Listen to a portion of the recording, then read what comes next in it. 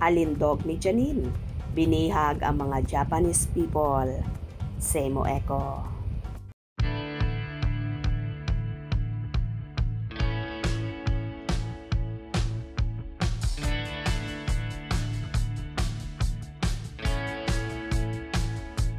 Ibang klase rin talaga ang tandem ni Janine Gutierrez at Jericho Rosales sa aba, palaki ng palaki ang fandom nila o parami ng parami ang kinikilig sa kanila.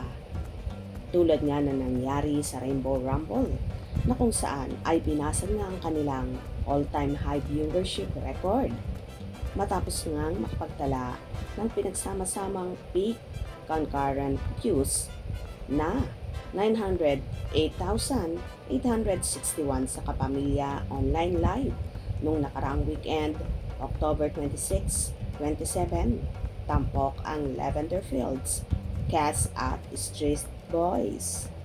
Nung nakaraang Sabado nga ay sinubukan ni Jericho, Janine, kasama sina Eric Nicolas, Bernard Palanca, China Crab, ang kanilang swerte sa game show.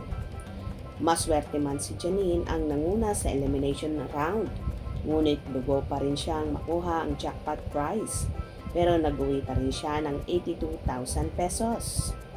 Pero hindi talaga napigilan ng mga netizen na ipadama sa social media ang kilig sa Econin sa Rainbow Rumble sa episode na yon. Napakilig kami ni Janine at Jericho sa Rainbow Rumble. Ibang karisma nilang dalawa. Nakaka-inlove po sila. Sana po maging guest nyo silang muli. Ibang dating ng Econin ang sarap nilang panoorin. Simpleng titigan. Ngitian nga nila. Madadala ka na agad sa kilig. Tala, sumali rin sa show noong Linggo, October 27. Ang iconic na 90s dance group na Street Boys.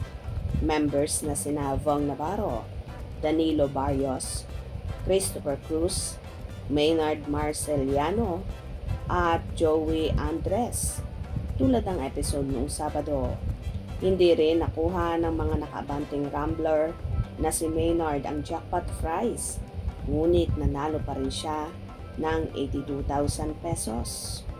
Meanwhile, marami naman ang binihag ng alindog ni Janine sa pagrampang niya sa Tokyo International Film Festival Para nga silang nakakita ng Hollywood star dahil sa kaseksihan, kagandahan ni Janine.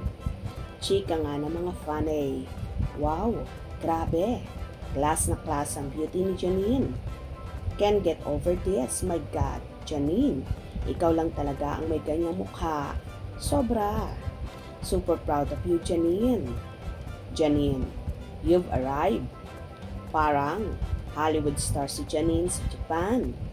It's giving Hollywood. Thank you for always making us proud, Janine. You really deserve that moment. Abot Japan ang pag-slay ni Janine. You can be a superstar like your Lola Nora. So beautiful and gorgeous. Anyway, nasa Japan nga si Janine para sa pelikula nilang Pantos Mia na idinirect ni Love Diaz. Well, kahit nga ang mga Japanese people ay pinagkaguluhan si Janine at talaga namang panay ang pagpapa-autograph at pagpapa-picture sa dalaga. For sure, so proud ang napapabalitang kasintahan ni Janine na si Jericho sa pagrampang yon sa red carpet ng actress. Kung nagustuhan nyo ang video nito, comment down below.